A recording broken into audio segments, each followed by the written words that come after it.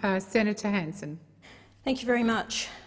Firstly, I'd like to explain to the chamber that my absence for the second reading division was simply unfortunate and not designed to give any further time to this debate, given my very clear stance on not supporting any further corporate tax cuts. But we find ourselves with an amendment that the Treasurer, Scott Morrison, claims was given to me last week. Let me make it very clear to this chamber I had not seen this amendment until it was emailed to my office at 12:09 p.m. today. This week has been a complete shambles, an embarrassment to every Australian.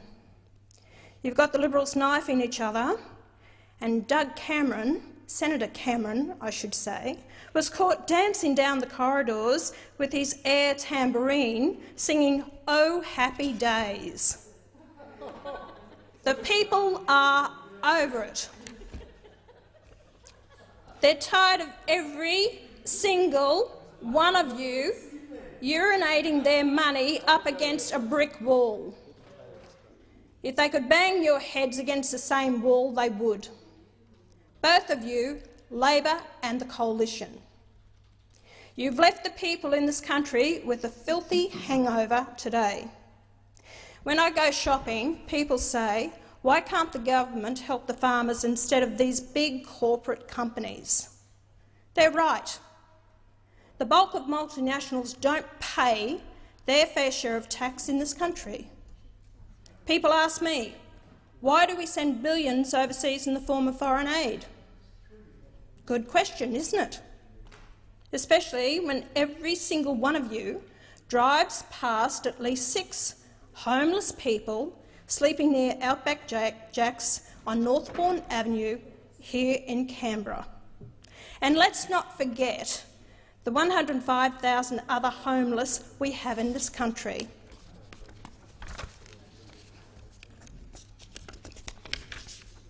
I've got cane farmers across Queensland who want a code of conduct. Nothing else. No money. Just surety for their industry that employs tens of thousands of Australian workers and pumps $2 billion worth of cash through this economy. Why aren't we looking after those people? Aren't these tax cuts about saving jobs? I'm tired of the people of this country sitting at their dining room table saying, "Did you hear what those clowns in Canberra did today?" They don't care about us. They're talking about us. Well, tonight I'm voting for the lion's share of people in Rockhampton. I'm voting for the bulk of mums and dads in Tamworth. I'm voting for the majority of people in Coal Point, Townsville, Ipswich, Toowoomba, Beerwah, Bowen, Kilcoy, and thousands of towns across my home state of Queensland and thousands more across the country. The majority of people don't want these tax cuts for businesses with turnover greater than $50 million. And you know why they don't want me to support these tax cuts? You refuse to fix the PRRT. Let me explain the PRRT. It's a tax that's imposed on the gas offshore in northwestern Australia. This is 15% plus. And over the period of time that we've had the PRRT, we've had companies like Chevron, ExxonMobil and Shell that have accumulated now $290 billion.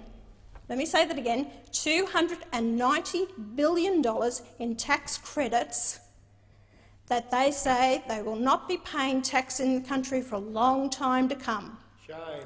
We have had countries like that are making more money out of the ships that sail out with our gas on it, like Japan, with around about $3 billion in excise tax from our gas, and we don't even make that money. We actually made around about $800 million off our sales of approximately estimated around about $55 billion in this year. You refuse to collect billions in royalties from Commonwealth waters. And this is the gas and oil. Qatar has sales of actually 26, money coming in that country of $26.6 billion, and we had $800 million. And you're worried about investment in this country? The multinationals won't come here unless we reduce the sales at corporate tax cuts? I don't think you've got it right. The whole fact is they will come here because they're not paying the right taxes in the first place. Why wouldn't they come here? You refuse to acknowledge tax systems different to every other country. You made a reference to America, dropping it to 21%. Yes, but the state taxes are between 2% and 12% on top of that. But you don't refer to their different tax systems. You can't compare apples with oranges. And every country has a different taxation system. And just because they actually drop their taxes doesn't mean that we do. And you say they're dropping it every year and other countries are going to drop it to 17%. Is this a race to the bottom? Who can give the lowest tax rates so that we don't lose the investment? What are we losing? If they're not going to pay taxes in this country, what are we actually losing? They're only more competitive for the Australian businesses here that are trying to struggle and do the right thing. America has cheaper wages. That's another thing as well. And not that I am definitely not advocating that we have cheaper wages in Australia. Also, free trade. And your free trade agreements, what have you done? You've signed away the workers. You talk about more jobs. In your free trade agreements, you've actually allowed for these multinational companies to bring in their own workers. You're destroying our own workforce. And also America has half-price energy. That's where your problem is. Reduce the cost of energy in Australia so industries and manufacturing can compete, instead of escalating prices. America has 325 million people in their domestic market, but more importantly, trading partners on their doorstep. There is a combined 450 million people in Canada and South America that can sell their products to. They've also applied tariffs to imports. Fancy that. I recall a younger version of myself calling for tariffs 20 years ago. These countries protect their homegrown industries. In Australia, we tie our companies up in red tape and flood our market with cheap junk. Suggestions on how to spend the money. Well, if we don't do this, you're going to end up with about $4 billion in the coffers. Well, what about long-term vision projects, infrastructure projects, roads and rail? What about dams, the Bradford Water Scheme, which would drought-proof our nation and help the poor farmers out there? They're on their knees. What about Watering Australia program to bring the water down from the Territory, the Ord scheme, so we actually water Australia? These are projects that would actually prosper our country and help those that are dearly in need. This country is not going to grow or move forward if we don't provide the water that we need. We have countries like Israel have put in a watering project that can water their country, but we can't do it. There's no vision in this country whatsoever for the future generations. Railway projects like the Carmichael Mine, duplication of the Sunshine Coast Railway through to Menambur.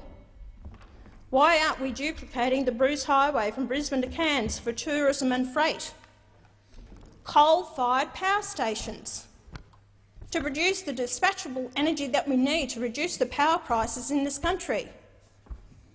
Hydro power like the Tully Mill Stream. Why aren't we making these projects?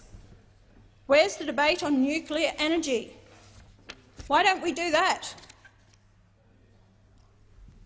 I have respectfully listened to the government's arguments, and I do thank Senator Cormann for his good-natured negotiations. But I cannot support a shift in the threshold to increase further corporate tax cuts. You say carving out the 4 banks. Well, I question where are the other banks that they have to answer what they've done wrong to many people across this country with the damage and the heartache that they've caused. It's more than just for banks. My obligation is to the everyday people of this country and to ensure we start paying down the mounting debt. One Nation supported the $50 million turnover, up to the $50 million turnover. That's cost to the budget of $35 billion. We supported personal tax cuts, another $144 billion. You want to pass these further corporate tax cuts, that's another further $45 billion, and you're talking about 8 years' time. How do we know the state of this economy in 8 years' time? How do we know if this country can afford it? How do we know who's going to be hold of the chequebook? Because I don't trust any one of you. I've seen it under Labor. When it changed over to the Coalition, it was in debt by about $270 billion. Now we're reaching nearly $600 billion. There has to be a debt ceiling put on because someone has to curtail your spending. No one's talking about the future generations, how we're paying down this debt. You talk about jobs, it's going to create jobs. Well, the only way you will create jobs in this country and get a better higher wage increase, and I tell you, if you want to, please work with your state counterparts and investigate reducing payroll tax, which is a bigger impost on business across the nation and it will stimulate jobs in this country.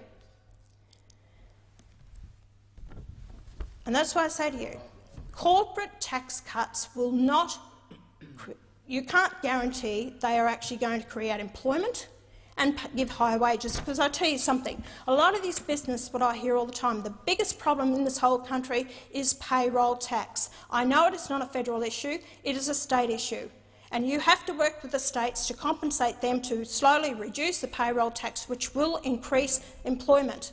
Why would these businesses put more money into their companies and businesses through a corporate tax cut when they know that when you create more employment and higher wages, it is going to put them over the threshold and they're going to be paying more in payroll tax? That's where it needs to stop. Address your free trade agreements and stop these countries bringing their workers from overseas, and that is actually happening. Ensure that we as a nation can afford this. You haven't proven that to me. I'm worried about the future generations and the debt we are going to leave them. You can sit there and promise me all these things, but another thing too is all your deals that you may have been done in this chamber with the other senators. There is no guarantee who's going to be Prime Minister in this country next week, whether it's going to be Malcolm Turnbull. So the whole fact is, and we go to an early election, are these deals going to be secure? Because they possibly won't be. So I want to know the future of this nation is in good hands, and I surely don't feel it is. Senator Cameron. Thanks, Madam Acting Deputy President. I don't often agree with Senator Hanson, but that's true, I don't. But on this occasion, to indicate— she's going to wash her mouth out with soap.